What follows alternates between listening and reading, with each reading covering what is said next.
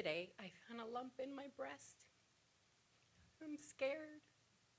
Okay, I'll admit it. I'm terrified. I have to wait 45 days. 45 days before my health insurance kicks in, before I can see a doctor. 45 days? 45 days to worry? To wonder. To live in fear. Is it cancer? Is it cancer? Is it cancer? Oh, is it cancer? Is it cancer? Is it cancer? Is it cancer? Am I going to die? Can you believe it? The doctor held up the vial that she put the biopsy in, and she shakes it up and she goes, I can see you have breast cancer, but I can't officially tell you until tomorrow. Are you kidding me? Yeah, she even repeated it. She goes, yep, it's breast cancer, but I can't officially tell you until tomorrow. So, do you want to come in, or should I just call you on the phone? What did you say? What could I say? I told her, just call me on the phone. Save me the drive in and an hour wait in your waiting room. Oh, boy. Well, you know, I was mentoring a few young girls. And the phone rang. And the guy on the other end, he said, I'm the doctor that did your MRI-guided biopsies. And after a brief introduction, he blurts out, you have breast cancer. Are you kidding? No preamble, no I'm sorry to say. No, nothing. Not even a Grey's Anatomy moment where Meredith would have sat me down to console me before imparting that devastating news. Just, you have breast cancer. Well, my baby saved my life. I had just started breastfeeding, and I tried and tried, but she refused to nurse from my right breast. So, tried again, and she bit me. So I thought, whatever. And then it started to hurt, really hurt. So a couple of days later, I started to feel around, and that's when I felt the lump. So called the doctor immediately, went in, and it was stage 3 breast cancer. So, but I was lucky to have found it, and that's it. I was the first responder 9/11 at the World Trade Center. The EPA assured us that the air quality was safe. It wasn't toxic. Now here we are almost 20 years later, and we found out those fumes we were inhaling for weeks, for months, have caused more than 68 rare forms of cancer to the people that live and work in the area. And can you believe a high percentage of men develop breast cancer as a result?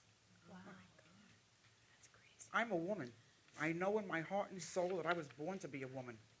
And now that I'm finally getting my body to resemble my true identity, I've discovered that the hormones that they're giving me for my sex reassignment are killing me. I've developed breast cancer. Ironic, isn't it, that I wanted a woman's body and I get a woman's disease? Well, my doctor called me into her office today to tell me the news. She was so thoughtful and caring. She was,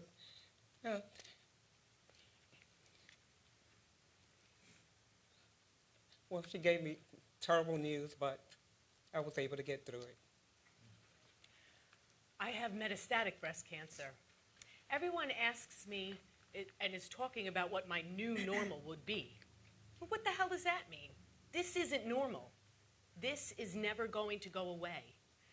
And now I just have to eat healthier, exercise, and change my entire life, it seems, if I want to live.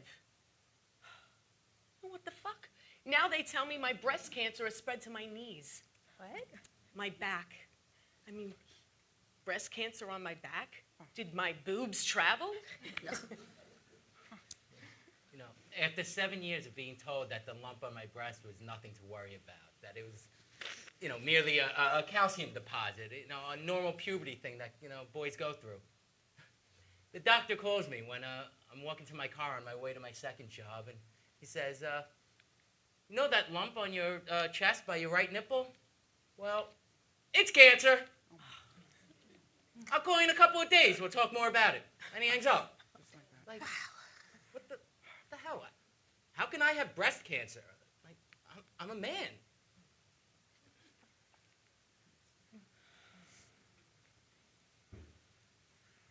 Do you believe in dreams? Carl Jung says that we are all connected through our collective unconscious, and that our dreams, they hold the key. The answers. The secrets. The hidden messages. Have you heard the old adage, when you have a problem, sleep on it, and the answers will come? You know, there really is a lot of truth to dreams. So many truths. That's why this one dream in particular, it hit me so hard that I still remember it. I still get choked up by it. Shortly after I was diagnosed, I had a dream that a woman died. I wasn't just devastated. I was beyond anything I could remember. I never cried so hard in my life that even 3 days later, I still sobbed. Why? It's only a dream. But she died. Don't you understand? She died. Who was she? I don't know. Well, what was her name? I can't remember. Then why does she matter? She just does, okay? She matters. How could you not be sad?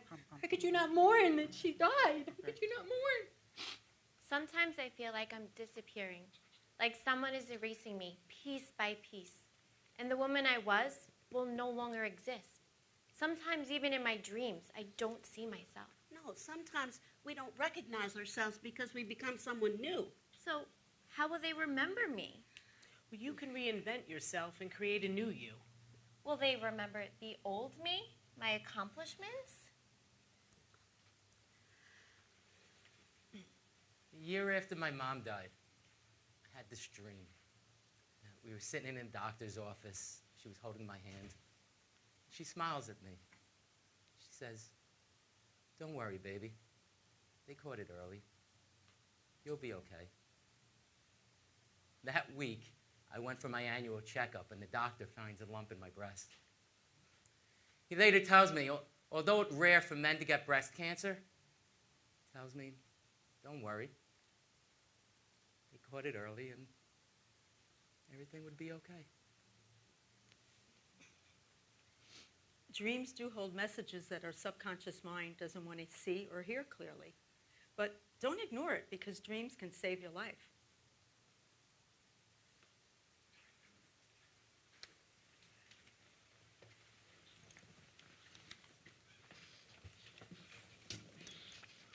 So there's 5 stages of grief. Denial. Anger. Bargaining. Depression. Acceptance. You know, I never really cycled through all those.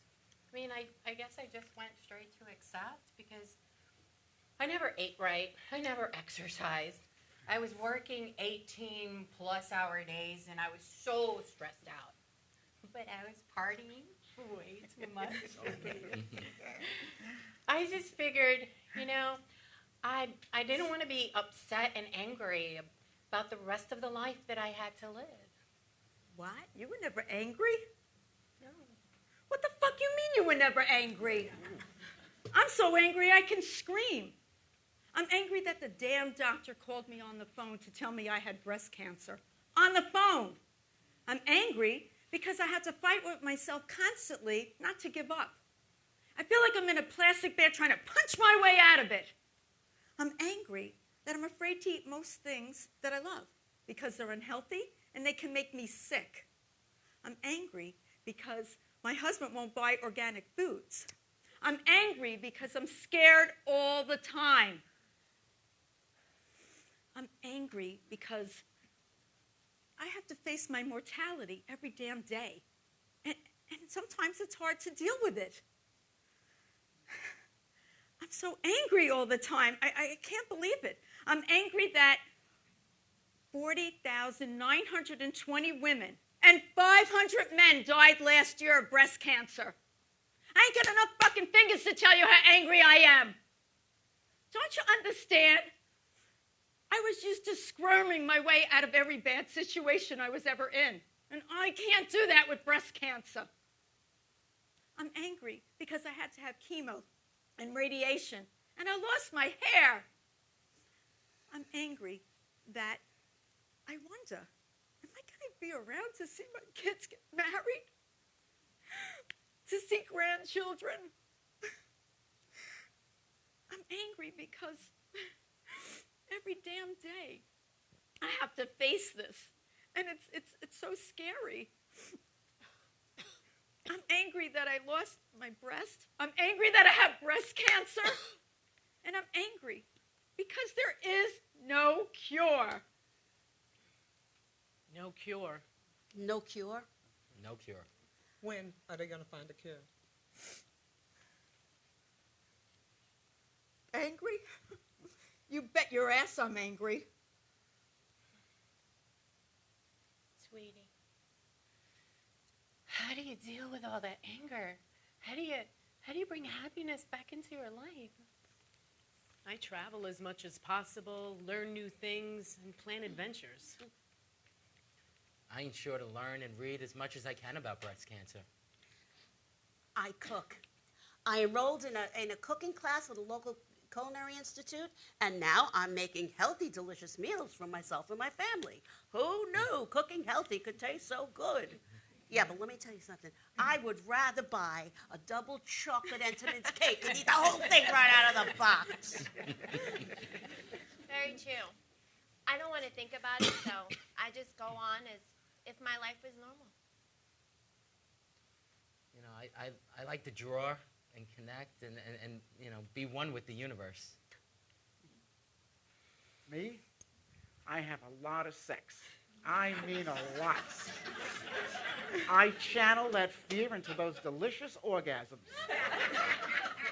And whatever. I'm sure to put a smile on my face every day. Well, at least as much as possible.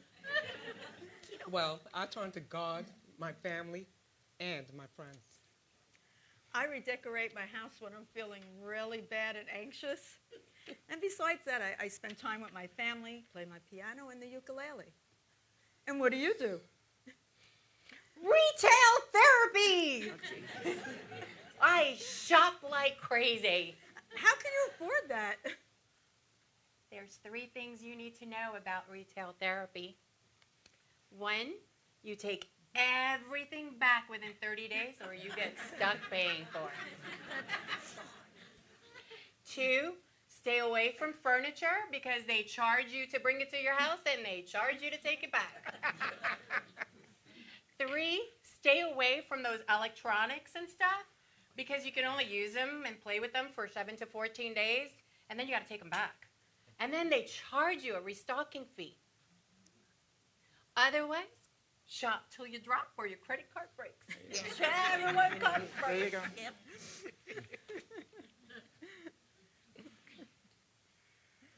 Well, I know that we've all been writing in our diaries, so why don't we share some of our writings? Yeah, okay. I think I'll begin.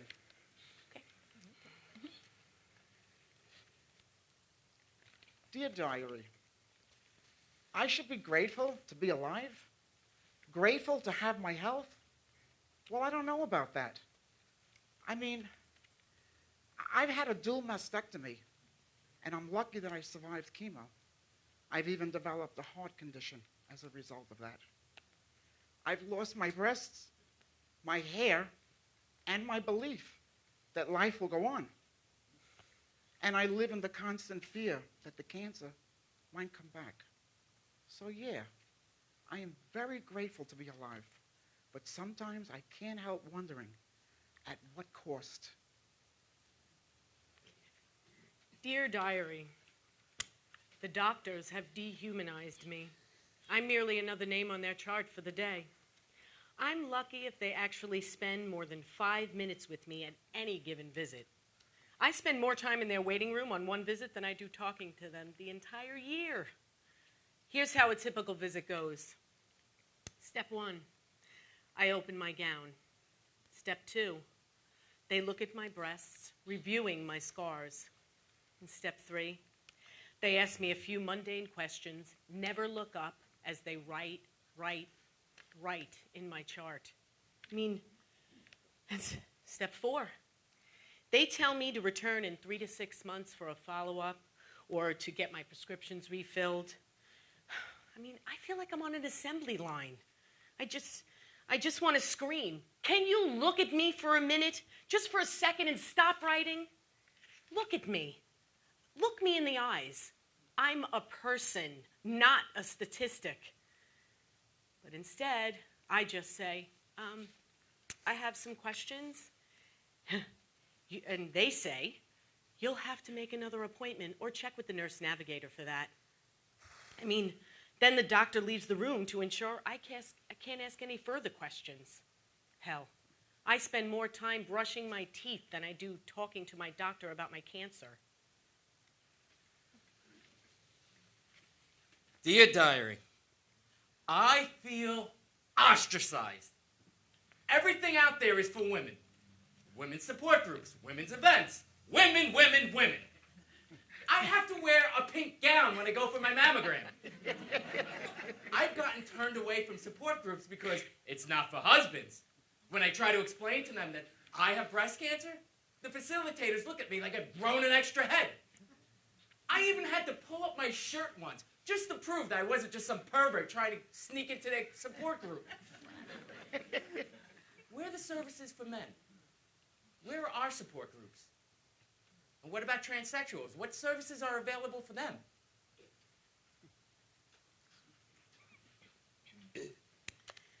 Dear Diary, I've been a great tenant for 10 years. I've always paid my rent on time. I fixed up the apartment, paid for all the paint repairs myself.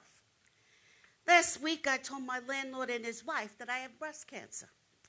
He just shook his head and said, sorry to hear that. And the wife told me, I'll just cut them off. You don't need them anyway. A real charmer.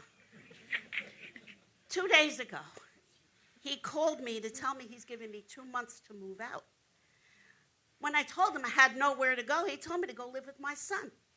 I was in shock. Not only am I dealing with cancer and the side effects of treatment, but I'm being evicted because I'm sick. I don't have family nearby that I could go live with. And my son, he lives 3,000 miles away with 2 other guys. I mean, I don't get it. I am still paying my rent on time. Anyway, I'm depressed. I'm devastated. And I just don't know what I'm going to do. Dear Diaries, you know what really pisses me off? When I'm sitting there with my tits hanging out, and the doctor proceeds to have a conversation with her staff with the door wide open. People passing by, they're seeing me there, and they don't even close the curtain. When I complain and object about the intrusion of my privacy, they dismiss it and they go, oh, we're all women here. Besides, nobody's walking by. This happened once, but repeatedly? Come on, where's your compassion? Where's your sense of privacy? And where's your respect for your patient? Yeah. That's right. Well, I got one for you. So, I get really pissed off when they offer me a new treatment regimen and they say, you know, there shouldn't be any side effects other than your typical vomiting, neuropathy, hair loss. Everything that could go wrong and is rare has happened to me. If you look in the dictionary for the word rare, you're going to see my picture. I mean, I even got a rare immune disorder called sweet syndrome because my doctor did nothing for 2 months with all the complications that were happening, and I'm showing him all the pictures I took. He did nothing. One day I went to his office, and I showed him my breast. It was reddish purple. I mean, reddish purple. And do you know what they said? Oh, that's nothing. You're overreacting. You're fine. I knew something was wrong. I just knew it. I mean, whose breast turns reddish purple? And do you know that 20 minutes later, the time it took me to go from his office to my other doctor's office, my fears were confirmed. I went into my primary doctor's office, and she took one look at my breast, and she broke out into rapid-fire Russian. She goes, mira, búscame una botella de helado, porque esta muchacha tiene una infección tremenda. Okay, that was Spanish and not Russian. But that's what it sounded like to me. And her assistant's eyes bugged out, goes running out of the room. She comes back with the biggest bottle of iodine I've ever seen in my life. I mean, like this big. And they poured the iodine all over my chest. My doctor said it was the worst infection she had ever seen. I had a raging infection that needed major antibiotics, and my doctor had done nothing. My surgeon did nothing. What kind of a doctor does that? Dear Diary, I hate that chemo might make me infertile. I hate that I may never have children. I'm only 30. I thought I would have the time, but now my insurance won't even cover the cost to freeze my eggs. So I have to choose at a chance at never having children of my own or a chance at surviving. Dear Diary, I've lost friends and family because of this disease. One longtime friend declared, "Dude, you must be gay because that's a chick's disease." I can deal with this stupidity. I can. I've got thick skin. What breaks my heart the most is that my kids get bullied in school because their father has breast cancer.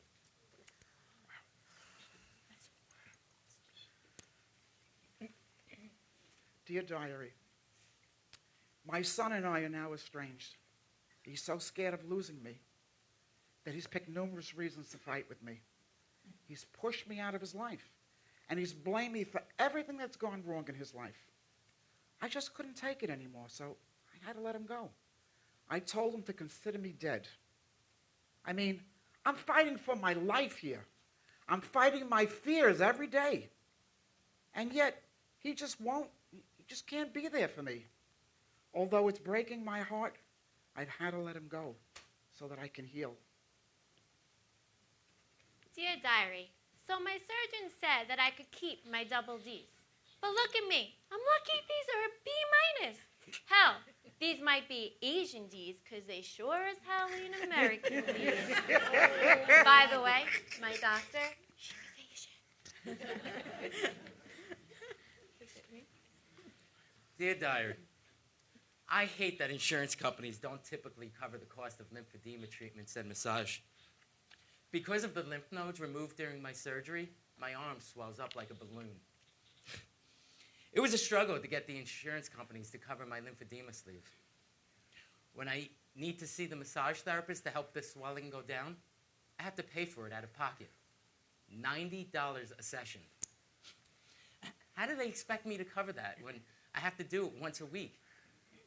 90 times 4, that's $360 a month. My cancer medicine alone is $519. And we're not even talking all the medications I need to combat the side effects of the Arimidex or the bone loss or the nausea. Or heck, even just the gauze pads I need to clean my wounds. Hell, I'm paying more in medicine and lymphedema treatments than I am in my monthly mortgage. It's true. Dear Diary, what I hate is the fear that they feed you. It's all about rush into surgery, take off your breasts, take out your ovaries, without considering any other options. Western medicine is like that. You take off everything, you go on chemo and radiation, but they don't tell you, and the one thing that they don't tell you is that there are studies that show that a lumpectomy is just as effective as a mastectomy. Yeah. And that the chemo can destroy your lungs and your liver and other organs, and that the radiation can give you leukemia. Hey, I'm living proof of that one. And the estrogen blocker, you can wind up with a heart attack. How do you like that? And you get neuropathy so bad, you feel like somebody's stabbing at the bottoms of your feet. And you can get a whole host of other symptoms and medical conditions. But maybe you don't want to know. Maybe ignorance is bliss. And maybe if women stood up together and demand better treatment that won't destroy their body in the process, maybe they'll come up with humane ways to fight and treat breast cancer. Dear Diary, you will never believe what happened to me during my visit to the radiologist. Hell, I can't believe it myself, and I was there. I'm so upset. I'm so freaking dumbfounded. I still can't believe that guy. Anyway, this is what happened. I asked my radiologist if treatment would still be effective since it had taken me 10 months to heal, because the studies I've read showed that radiation is most effective within 12 weeks following breast cancer surgery. He looked at me all annoyed. He sat down, he crossed his arms, and he declared, "You've already made up your mind. I'm not going to talk to you." And then he looked away. I was shocked. I immediately apologized. I hadn't meant to offend him, but he just sat there with his arms folded and stared up at the ceiling, refusing to speak to me or even make eye contact. There I was with my boobs hanging out, and I'm begging this guy, this doctor, to speak to me, to treat me, to tell me what I needed to know so that I could stay alive. And yet he just sat there pouting because I hurt his feelings by asking a question. Of course, I apologized repeatedly, and I explained that I hadn't meant to be rude, that I was merely terrified, and I was looking for answers to help me fight my fear. He just continued to stare at the ceiling. I was fighting back tears, and I begged him to please just talk to me. Explain this to me so I won't be so scared. But nothing. He refused to respond.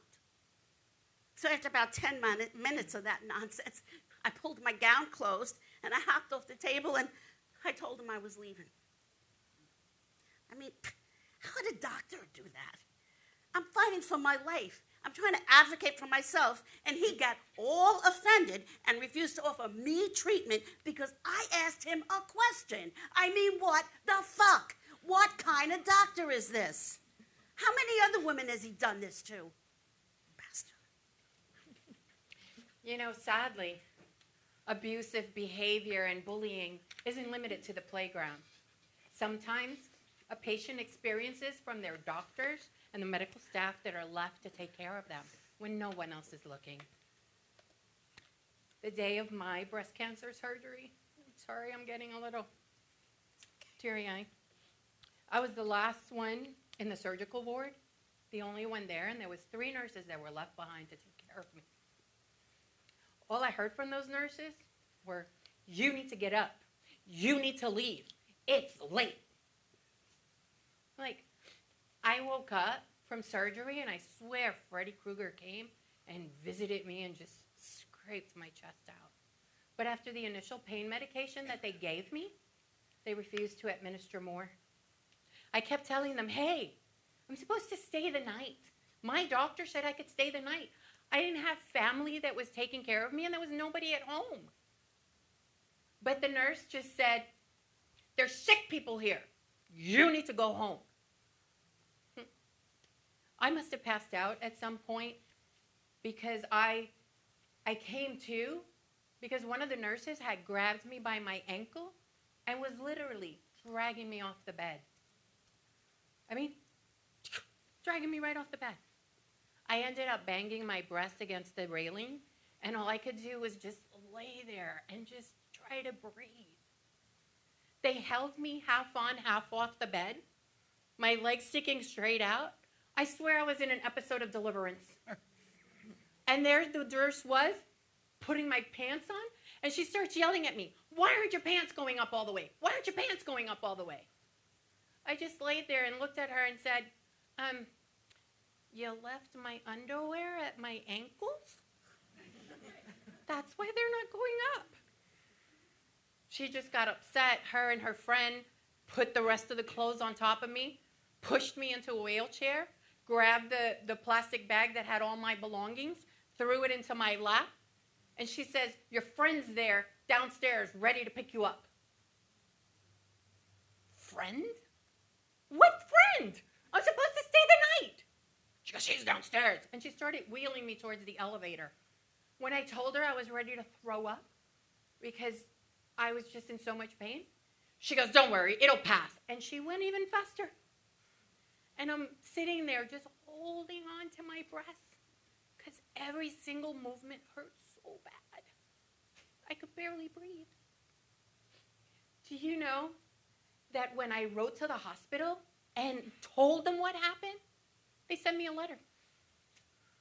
And do you know what the letter said? We have talked to our staff to be friendlier to our patients. Friendlier? Are you fucking kidding me? After what they did, that's all you're going to say to them? Be friendly? What kind of hospital is this? What kind of hospital does that? Dear Diary, there's so much fear surrounding breast cancer. Sometimes I think the medical community and Big Pharma feeds that fear as well. So much so that women are rushing out to get dual mastectomies when they discover that they have the BRCA gene. Don't they realize that just because you have the BRCA gene, that doesn't mean you're going to get breast cancer?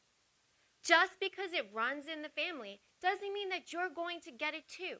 Hell, that's like saying, my dad's an alcoholic, so one day I'm going to be an alcoholic. Or just because one day I might break my arm, I might as well cut it off now. Having the gene, any breast cancer gene, just makes you merely more susceptible to getting cancer. I mean, it doesn't guarantee that you're going to get cancer. I want to yell at these women. I want to say, read about this disease, do the research, discover the works of Bruce Lipton, the father of epigenetics. That way you can really learn what genes are doing inside of your body. I want to say to these women, have you ever heard of metastatic breast cancer? That's when the cancer spreads to other parts of your body, your brain, your liver, your kidneys. So that preemptive dual mastectomy you thought you were getting to keep the breast cancer away, it's not a guarantee. That's a high price to pay, cutting your breasts off. Don't you think?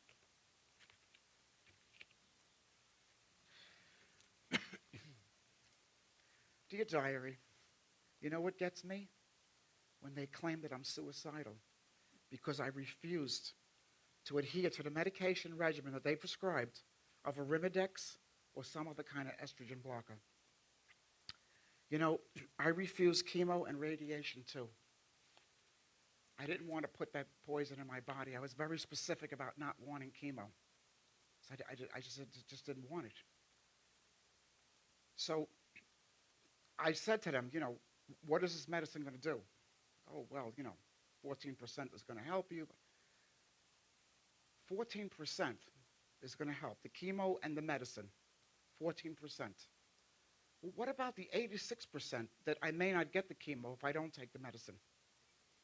I mean, I'm not a gambler, but I'll take 86% of wellness and 100% no side effects over a 14% possibility of false hope. 14% in a pill that isn't guaranteed to cure or prevent a reoccurrence. And that's all, I mean, all these medications, they can't cure it. They can't guarantee you that there won't be a recurrence. They can only guarantee that there'll be side effects. And if you read the fine print, you'll discover that the medication can cause a whole host of other medical issues, including other cancers and major damage to your organs. I just love my integrative medicine doctor. She's so down to earth and believes in holistic care like I do. And shortly after we met, I sat down in front of her crying. I was very down because I had been diagnosed with other issues. Even though I did everything right. I exercised, I ate right, and I took my medications. And she looked me in the eyes and she said, sweetie, you haven't taken care of your body in up to years, and you expect 6 months to return to full health? As bewildered as I was, you know, she was right. Because I hadn't taken care of my body in 40 plus years. I had such bad habits. What did I expect? But you know what? I got this. And you know, sometimes all you need is a little refocusing. Dear Diary, I know some people think that I should advocate and learn everything I can about this disease, but I really don't want to think about it. I just want to live. I want to survive. There are over 1 million of us with this breast cancer taking these meds. Maybe they'll find a cure sooner, hopefully by the next generation. Dear Diary, about a month after my surgery, I noticed that on the sides of my breast, just where my arms hang, the skin was puffed out a little bit. Apparently, it was where they sutured my breast back together. So I told the plastic surgeon, I showed it to him. I said, look at this. He says to me, no, don't worry about it. That's nothing. That's normal. We call those dog ears.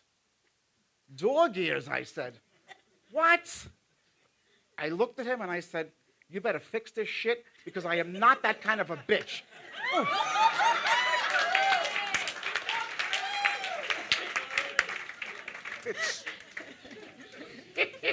Smack myself up. Dear Diary, I've decided to stop the meds.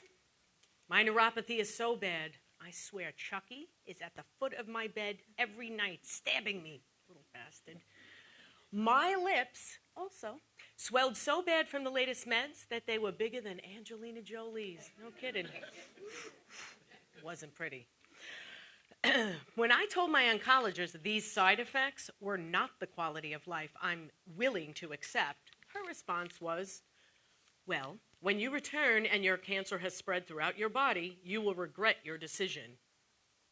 Can you believe she said such a thing? I mean, regardless of what happens, at least it was my decision, my quality of life, my choice.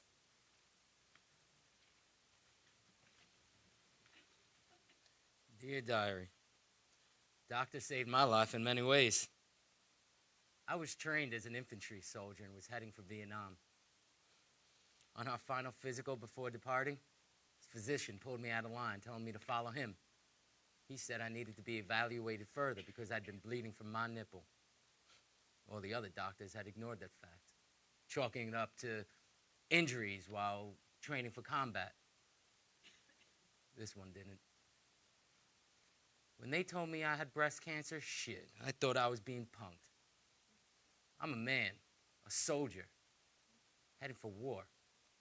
Men don't get breast cancer, do they? I didn't go to Nam, but I didn't tell anybody about my diagnosis either. I just told them I had cancer. That was 1972. I didn't tell anybody about my breast cancer for over 40 years. Dear Diary, I know we don't talk about this subject very often, and doctors, they shy away from it. But these meds I'm taking make me so dry down under, and I ain't about to give up my sex life. Dear Diary, when I told my doctor that I didn't want to continue treatment, he said, go home, look at your 5 girls, and decide what age you want them to bury you. What the freak? How dare he say such a thing? I'm not stupid. I've weighed all my options. I know the risk. How dare she subject me to such fear and shame tactics?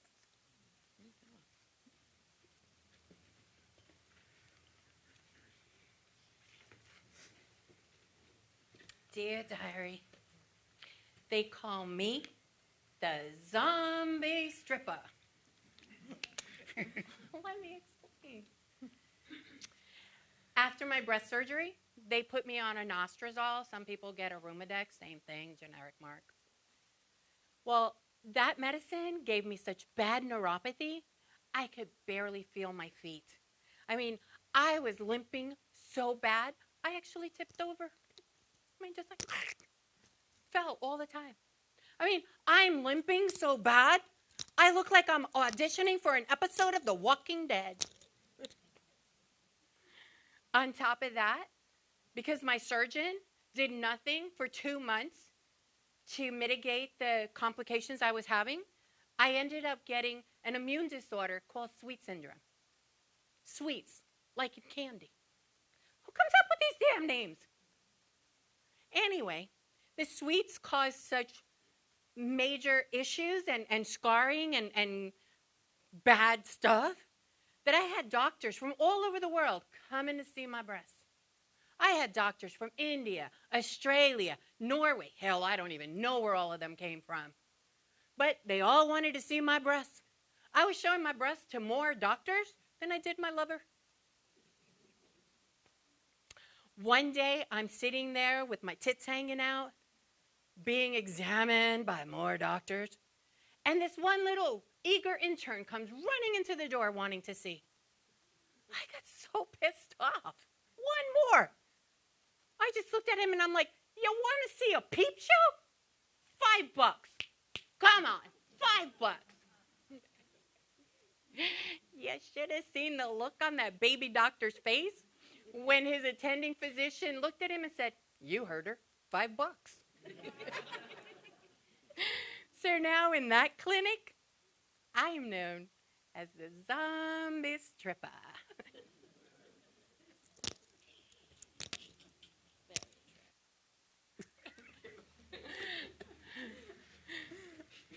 Are we ready?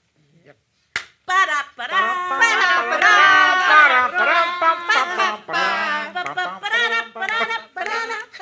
it's time to play the stupid shit people say to you when they find out you have breast cancer. Now our contestants. And who would like to go first? Yes, young lady. Like, get this. Cut them off. You don't need them anyway. Yeah. You're a man. Ain't that a chick's disease? Yep. Ooh. Use cancer as an excuse for everything. Yeah. Go ahead. Oh, I know. After my mastectomy, he says, well, now your back won't hurt. Unless they say to you, no one's gonna notice. Your tits were so small anyway. Yes. I can't rent to you. You have cancer, and I have 3 daughters. Right. Like it's convenient, right? In which breast, he says to me as he stares from the left to the right. Like if he stares long enough, he's going to be able to tell. Yes. You got breast cancer? Dude, are you gay? Oh, I have one. Oh, well, at least you got the cancer now that your kids are grown and you're old. I'm old. Oh, I know. We all die. At least you know how you're gonna go. Yeah, but then they tell you, what's the big deal? You didn't plan on breastfeeding. Oh, you got that one. Man. Oh, how about this one? You don't look sick. At least your insurance is going to pay for that new boob job now. Ooh. Hey, yo, doctor, is she contagious? I got one. Well, at least you get to say goodbye to your kids before you die. Call me after your treatment is over. Right. Yeah, but my asshole ex-boyfriend told me that breast cancer was the universe's way of telling him that we should break up. Oh, man. Oh, that's messed up. Go ahead, lady. So I'm starting to date, and I tell this guy, I've had a dual mastectomy. Can you believe that he had the nerve to ask me if I have any feeling in my tits? I says, well, I have limited feeling there, but other areas are extra sensitive. Okay, then. Well, would anyone like to share the stupid shit people said to you? Anybody? I can't see if there were hands up or anything, but just call it out. Or not. It's okay. The show is long enough. All right. Sometimes the stupid shit that people say to us can weigh us down. And actually, it makes us crazy. And if we show compassion or lack of compassion for ourselves, that doesn't help either. Or the fear we internalize and allow to destroy our faith or our hope. Sometimes we have no one to turn to. Feel alone amongst our family, our friends, or even in support groups. And we think of just giving up. Yeah. Well, my doctor wanted to put me on antidepressants, but that's just one more pill in the fistful I'm already taking. I'm so tired of being sick. I'm tired of the medicine. I'm tired of being in pain. of living like this.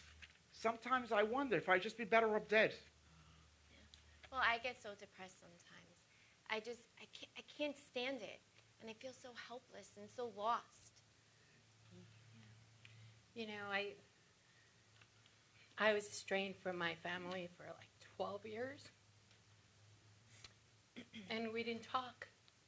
And now we've gotten together and we meet like once a month and talk on the phone every now and then. But, you know, it's still lonely. My son got really upset with me and hasn't talked to me in 2 years. Blamed me for everything under the sun. And I try to convince myself that it's just his fear of losing me, and that's why he's cut me out of his life. But it's still sad and it still hurts. I figured when he was talking to me, he only ever called me when he wanted money. Yeah, right, of course. You know, I mean, nobody calls and nobody visits, and sometimes I wonder, maybe I'd be better off dead. I've contemplated suicide before. What? What? What? I mean, how could you? You're a wife, a mother, a daughter. How could you even think of doing something like that to the people that love you? You don't plan it. It just sneaks up on you out of the blue, and you think maybe it would be best. Maybe I wouldn't hurt so much. Maybe I wouldn't worry or be depressed. I wouldn't struggle to get my treatments approved. Or I wouldn't worry about how I'm going to pay for the medicines I need, or the 100 other things that pile up on top of you when you're at your most vulnerable, your lowest. Shit happens and you just... Did you try? Well, let's just say I seriously contemplated it. What did you do? Well, there were various ways I've thought to kill myself. At first I thought I'd hang myself. I'd make a noose, tie it around my neck, and jump off my terrace. But then I thought, I don't really know anything about how to tie a noose, so I thought if I didn't do it right, I'd probably just fall and break a leg. So that was out. So then I considered swallowing a fistful of sleeping pills. My doctor had just prescribed me a month's supply because I had insomnia. I figured I'd take the entire bottle, I'd lay down, and I'd fall asleep, and it would all be over. Yet, I really have a problem swallowing pills. I mean, they make me feel like I'm going to puke when I take them. So, but hey, I was determined. So I figured I'd take one, and then I would wait a few minutes after the nausea would pass, and then take another and another until I got the job done. But then I said, I'd probably fall asleep before I'd taken enough to even kill myself. So I had to scratch that method off my list as well. So finally, I decided I'd slash my wrists. My plan was I'd wait till 1 p.m. when everyone was out of the house. I'd fill up the tub with some Calgon, play a little soft jazz, and I'd slash my wrists. I even found a thin blade to do it just right. But then, finally, this insanity would be all over. But as I laid back in the warm water, I started to wonder, well, what if my kids found me like that? I didn't want that to be the last image they had of me. I mean, so I laid there and I said, you know what? I'm going to get up. So I got out of the tub, and I'll tell you what, I slipped on the wet floor. I mean, you know what? I have to remind myself to get a non-slip carpet for the bathroom. Why didn't you talk to someone?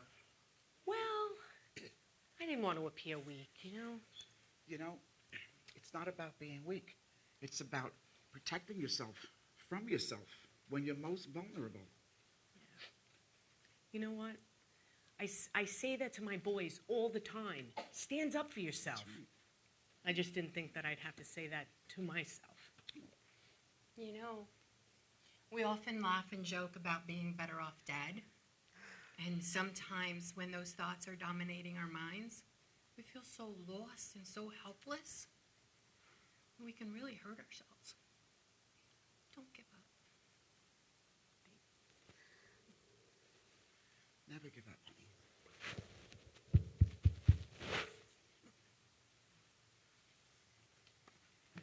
You know, we all have our vulnerable moments where we lose our faith and our hope. Yet the sun really does come out tomorrow. If you just hold on for 1 minute, just one more minute, reach out, even to a stranger. I mean, that's how we survive. There are suicide hotlines out there and people to talk about your fears. You know, I know it's hard, but it's times like this when we face our greatest struggles that we find our truest strength. Yeah. There's a lot of strength in you. You may not realize it, but there's a lot of people out there who can help. You're not alone. Don't give up. Find help. Reach out. Yeah. Talk about it. Don't keep it bottled up. It only makes it worse. You are not alone. You know, I didn't contemplate suicide, but I did wake up dead once. What? Yeah. Mm-hmm. I mean, you ever wake up in the middle of the night and your heart is pounding and you're sweating and you're freaking out and you think, oh my God, I have breast cancer. I'm going to die. That's not it. I woke up one day and I sat straight up in the bed and I thought, I'm dead. And the next thought was, are you sure? Laying in the bed, sitting up, going, well, if I'm dead, there would be stars all over the top. I would just see beautiful stars. And so I looked up, and sure as hell, there's stars all up at the top. And then I remembered, I have glow-in-the-dark stars on my ceiling. So maybe I'm not dead. And then I started wondering, do dead people have this conversation? But I've never been dead before, so I don't know if dead people have this conversation. So I figured, okay, I know what I'm going to do. I'm going to call somebody. I'm going to call somebody and I'm going to see if I'm dead. And so I started thinking, well, if I call somebody and they don't answer the phone, does that mean I'm dead?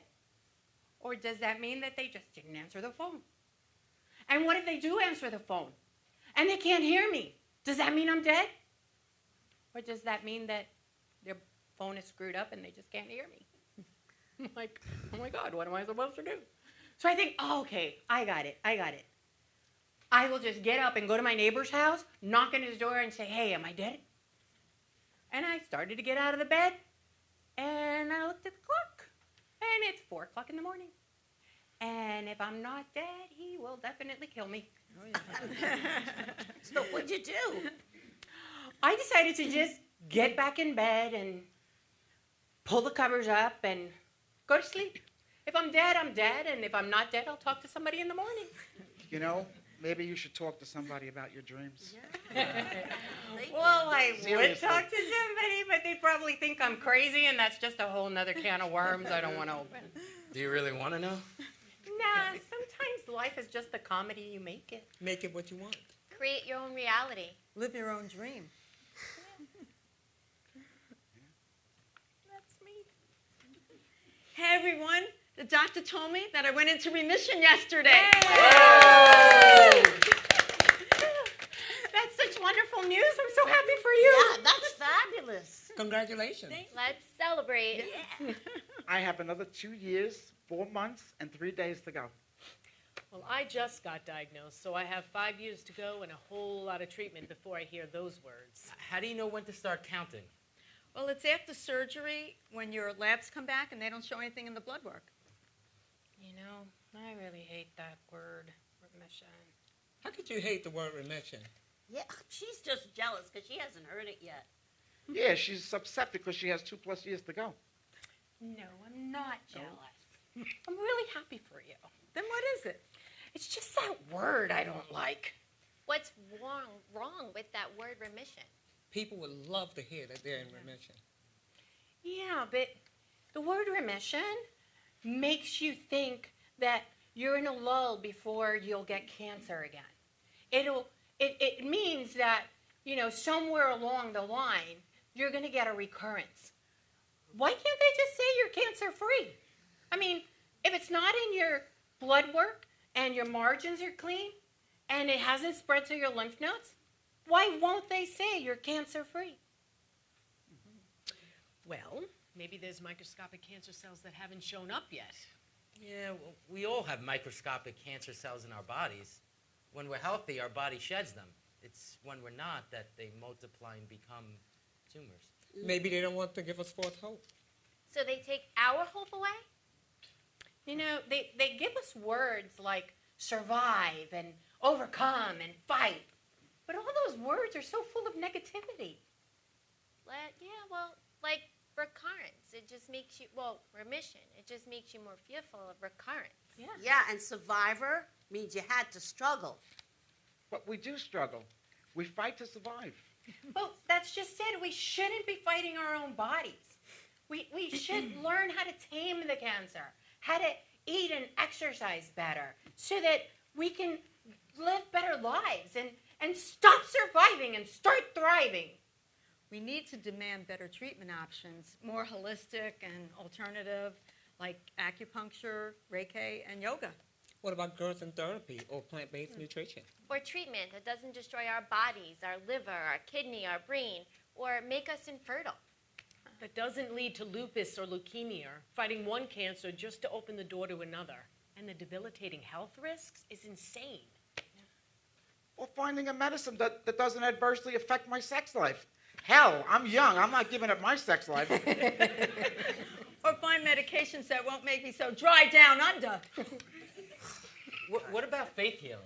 Like John of God in Brazil, or manifesting your own recovery, like people have testified in The Secret, and radical remission studies. Yeah, and what about dream studies and listening to your inner guides and having your doctor believe that your dreams can save your life? Or using cannabis oil to treat the pain and help get rid of the cancer. Well, that's not the standard of care. Well, it should be. Yeah. And the standard of care is not the right choice for everyone. I mean, we all need to decide for ourselves how we're willing to live. We can't leave that decision up to everybody else. I mean, we really have to be active in our own treatments and demand information and get informed. That's what we should do. Yeah, but I've been in remission before and had a second recurrence despite taking the aromatase inhibitors faithfully. You're not the only one who had a recurrence. It's happened to thousands of women and men. I can't believe I stayed on the meds for 3 years. And now I have a new cancer on my right breast this time. And you refused chemo and radiation and stopped taking your meds after 3 months. And you're fine. It's just not fair. Yeah, you're right. I made a choice after I studied everything not to do the chemo and not to do radiation. And we all have that choice. We can decide for ourselves. Do some research. Talk to your doctor and find out what's the best and most effective treatment for your type of cancer. Educate yourself and then decide. Not out of fear, but out of an informed decision. Well, there are women and men out there that didn't follow they feel so alone. They didn't follow the standard form of care, and they refused to prescribe treatments. Yeah. And they were made to feel foolish and insignificant. Well, the doctors fed them a combination of fear, guilt, and shame. Why don't they run studies on those women, the women that refused the medications, and compare them to the women that took the medications? Or treat men with medications that work with male hormones? Yeah. What about genetic testing? Well, I don't have a problem with genetic testing. I just hate when it's used as an excuse to allow women to mutilate their bodies. The U.S. is the only country that encourages it. They even pay for the mutilation. And then you can still get breast cancer even after removing your breast. Why don't they tell you that little bit of information? Oh, now you're just bucking the system. Well, someone has to. Yeah, remission, recurrence, cancer-free, these will manifest a different response in your body. Yeah, so we better choose our words wisely. Yeah. Regardless of what happens, it's your decision, your quality of life, your choice. Well, you can limit recurrence by not going back to your old habits. Exercise, eat right, limit the stress in your life, or at least try to, and reduce toxic exposure. Even if that means getting rid of the toxic people in your life. Yeah. I love the phrase cancer-free. Yeah, so watch what you say to yourself and to others because God is listening. Well, we all need to choose what's right for us. You borrowed that from the book The Alchemist. Yeah, I did, and it's so prophetic. You know, it's not just about the words we use when we talk about breast cancer. It's not all about me, but it's about how I choose to live my life and my relationships with my family, my friends, my coworkers. But choosing the right words, like I tend to say to my kids, be good whenever they leave the house, which implies that they're going to do something stupid and screw up. I should try saying, be great. Or it's like when we say, be safe, which implies that they're not. And they should be on the lookout for something horrible that might happen. We're feeding ourselves fear, and we don't even notice we're doing it. Exactly. And you know what? We also need to remember that we're not the only ones going through cancer. Our loved ones are as well. I remember after surgery, I couldn't look down at my chest because I had these drainage tubes sticking out. Ugh. I couldn't even bring myself to clean or wash them. My mom did that for me. My wife was my biggest advocate. She held my hand through everything. She even stood up for me when this woman tried to get me kicked out of a therapy session because it was only for breast cancer patients. My wife yelled at her, "Men have breasts too!" Felt so loved that day. My home health aide kept me sane. She helped me out with all the household chores. She even helped me cook. I mean, for a long time, I couldn't even lift a full pan off the stove. My family, my friends, they were always there for me. I never had to ask. My students, the normalcy that they gave me, the little pictures, the notes they left on my desk. But my dad, he was my rock. He was there for me throughout everything. He never left my side. Every needle, every treatment, every ER visit, even a 3-mile walk. My children were wonderful. During my treatments, I was so scared, and my daughters would say to me, "Mommy, you're not going anywhere." And after chemo, we'd come home, and they would give me a mani-pedi and a mini massage. They put up a sign in the living room that said "Spa of Relaxation." It was the love of my children and my grandchildren that got me through this struggle. They taught me and they helped me to educate myself so I'd be there for them. Yep, I'm not going anywhere.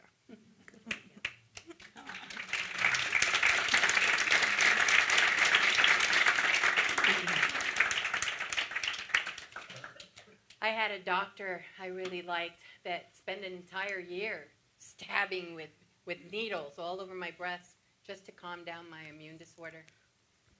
He saved my breast and my sanity. I really appreciate him for that. I lost friends and family along the way because they couldn't or they wouldn't deal with my breast cancer diagnosis. But the ones that remained, they were my lifeline. They were the joy in my life, and they gave me strength when I didn't have any. There was days when I didn't have money to eat, but by the grace of God, my sister gave me $100 a month. I was so grateful. Sometimes that money was what allowed me to have something to eat. I just love my medical transportation company. New app, car and limo services. Oh, those guys were great. I had this one driver who always told me the worst jokes in the car. You want to hear one? Yeah. do you take a bath with a cold? Yeah. Yeah, well, I said, yeah, I take a bath with a cold. He said, I don't. I take a bath with soap. I mean, really, that was a really dumb joke. But what a great guy. I mean, really, all those guys were terrific. Either they were trying to cheer me up or they were just letting me close my eyes and sleep on the ride home. You know, and all those organizations out there like SHARE, Diva for a Day, Male Breast Cancer Coalition, and the social workers and the people that often go unnoticed to help us out. We thank you for that. And all those angels we met along the way, spiritually and personally, the strangers that made us smile and brought joy to our life. We thank you all. And to all of you out there who came to visit us, thanks. And to all of you with breast cancer, we got one more thing to say to you. You are truly blessed. Don't give up. You're not alone. You are stronger than you can imagine. You're more than just breast cancer. Live your life to the fullest. Together, we can change the world. You got this. You Got got this.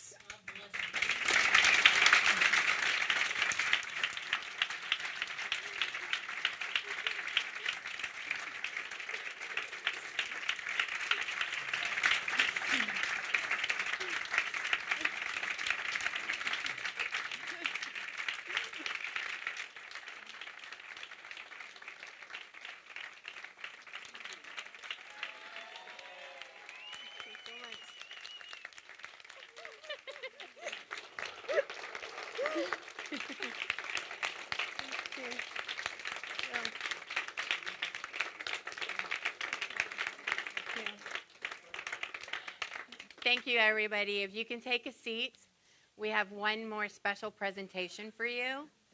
And in case you didn't know, every single story, like Rose said, was true. All of them. We got them from you. Some of you were kind enough to interview with me and be able to do that. And my joke is that all the stories are true. The names were withheld to protect the guilty. AKA, you don't sue me. But we have one more beautiful film to show you, messages from others.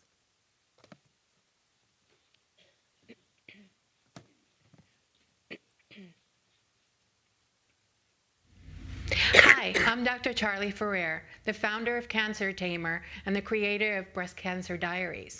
So one word to describe what I felt when I was first diagnosed with breast cancer? Fear and sadness. When I first found out I had cancer, I was so fearful. Just worrying about my children, basically. What would happen to them if I weren't here? Punked. It was shocking. I was sort of surprised, but not exactly, because I felt myself that there was something wrong. But I thought I was a freak. Darkness. It seemed like it was a very dark time. What's one word to describe how I felt? Scared and wondering how much time I had left. Oh my God, how am I going to tell my family? Then the next feeling was, I'm going to die. I was taken back by surprise, but then yet I wasn't surprised because breast cancer runs in the family. Breast cancer, it touches absolutely anyone and everyone. Shock. It was just total shock. My whole life, got damaged. I had breast cancer twice. Well, in the first reaction that I feel that I was like dying, and I have no hope, and I was all by myself. And the second time, I was waiting to heal myself. When they told me, I was totally devastated, in shock. I actually turned around and said, "Are you just talking to me?" My family was my biggest motivator. I wanted to be there for them. I didn't want to leave them. I didn't want to leave this earth. And it's making me tearful, but my daughter to this day will say, "You're going nowhere." So I had to get through it, and they helped me through it. The thing that motivates me is my grandson.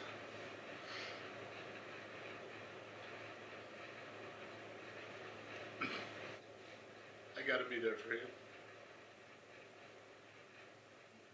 What motivates me is my husband. He has passed away, and he was a 41-year educator, and I know that he would want me to continue educating people and to let them know that men do get breast cancer.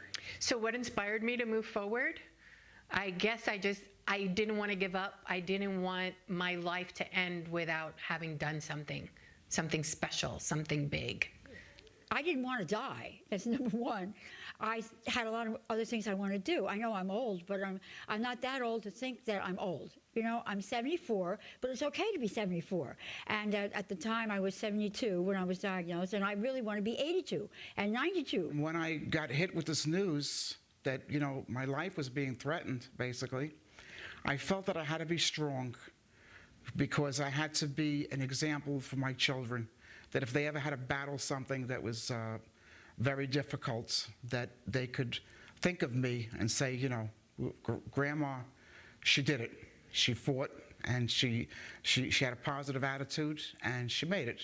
So I believe what motivated me was I live for my sons, Stefan and Jordan, and my mother, Lee.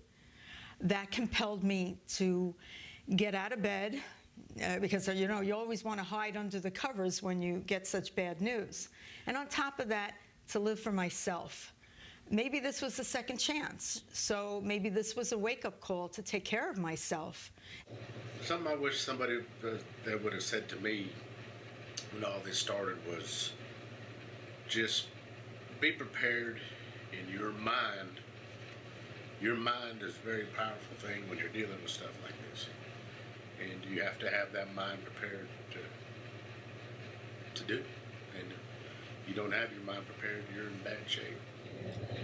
I wish someone had told me more about being there for someone else experiencing this, because I never realized how much people go through. What I wish they would have said to me was, we're your friends, we're here for you, we understand what you're going to go through. And it wound up to be just the opposite. My friends slowly disappeared on me, and I couldn't really rely on them for support. That was the hardest thing. And I reached out to a support group, and that's where I made my friends. I wish somebody would have said that there'll be some light at the end of the tunnel, and that things will be all right. I wish other people would have been more open about male breast cancer. I wish at the time that people would have told me that everything was going to be okay, because it's so much unknown. I wish they would have told me that I would make it through and just keep praying, and no matter what, you will make it through, no matter what. Well, one of the things that I wish if somebody will tell me, not to be scared and have hope. That's the key. I think it's important to focus on the goodness of the world, and it's important to notice and be aware of the beauty that's all around us, because if you seek it out, there's no way you won't see it. If you're just diagnosed recently, there's going to be different feelings that you're going to go through. You might be upset, you're fearful, you're depressed. That's okay. But then you give yourself a week or two, and after that, get your ass up and do what you have to do to stay alive. Because that's the name of the game. You have to stay alive. For whoever, for yourself, for your family.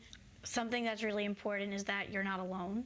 There are so many groups and people out there that are going to help you, and there's always people that can give you advice, and people who have been through the process. It might not be the same exact process you've been through, but just be open to listening to others and reaching out, because there is help. I would want someone newly diagnosed to know that there is a lot of help out there. There was a lot of support out there. And you're going to feel lonely. Even having a family, you might feel lonely because they're not in your shoes. And that's why I think support groups help a lot, or hanging out with people that have the same thing going on in their life. What I would say to others is be your own best advocate. Know your body. If you feel that something is wrong, go to the doctors. Don't wait for 7 years like I did. Don't let a doctor tell you that, oh, it's nothing. Don't be afraid of cancer. What I would say to other wives is, when in doubt, just have your husband go get a mammogram, be checked, and be on the safe side. Well, as a father, it's been a rough journey for me. But I would tell my sons to please get yourself checked. Use me as an example so you don't have to go through what I've been through. People that have problems with their child with breast cancer, I would tell them, don't give up, keep going, looking, and second and third opinions with other doctors. Don't just stick with the first answer. Well, to my wife, that I'll have her back. We'll get through this together. If I could impart some advice on maybe another family member, take this negative experience and turn it into something positive to help others. What I would say to others is there's no embarrassment in having breast cancer. It's a person's disease. So what I would tell another son, the number one, you should just be there for her along the way. One thing I want everyone to know is that it's been around for so many years and it's still here, and we need to do something about it. We need to be proactive. We need to, girls, if you're young, even as young as I am, check your breasts. Scientists out there, please find something.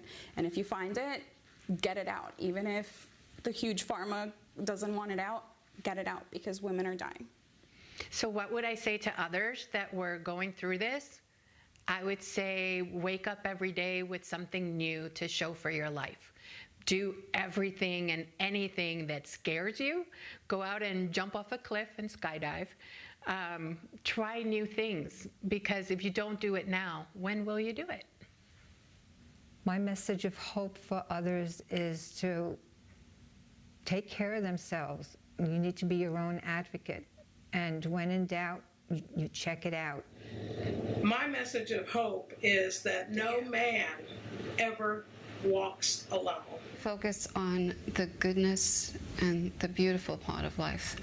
Because when you go through this, people just show up to help you. I came across a quote by Gracie Allen, of all people. And the quote is, don't put a period in your life where God only meant to put a comma. This was just going to be a giant pause in my life. It wasn't going to be the end. My message of hope is that with early detection, that it can be beat. You can survive this. The message I want to give is to never give up. Keep fighting, keep persevering.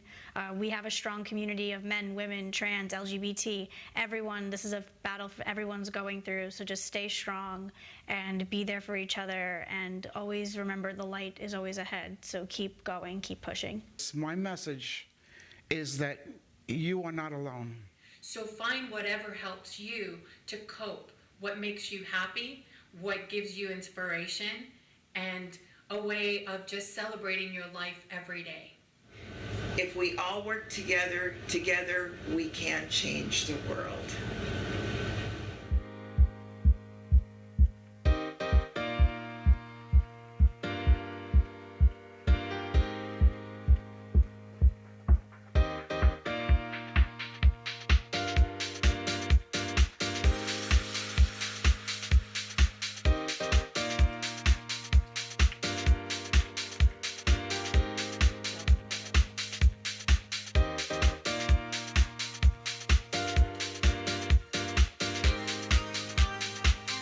Isn't this a great song?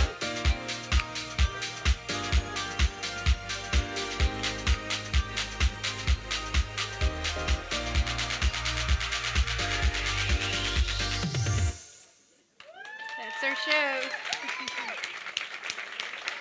Thank you very much. Yeah. Thank you, everybody. So thank you, everyone, for coming. That music that we've been dancing to was actually made by Jordan Barone, right here. If you can stand up for a second. Of Red Planet Records. He also did, him and his friend Ariel Omar also did the song for the first film that you saw, Faces of Breast Cancer. And I have to give him a big credit here, because when he says, okay, what do you want? I said, You know, like fun, a little playful, happy. And that's what he comes up with. So that's really amazing. What time is it? It's 8:30. So I'm going to be closing this part of the play, and wanting to let you know you can come up, talk to the cast. Jody is here to do testimonials for you. One of the grants that we got from Staten Island Arts was to be able to put this presentation for you, and they want to know what you think. So good or bad, ugly, add your stories in case I didn't get it, and say, Charley, here's my number, call me, I want to be interviewed.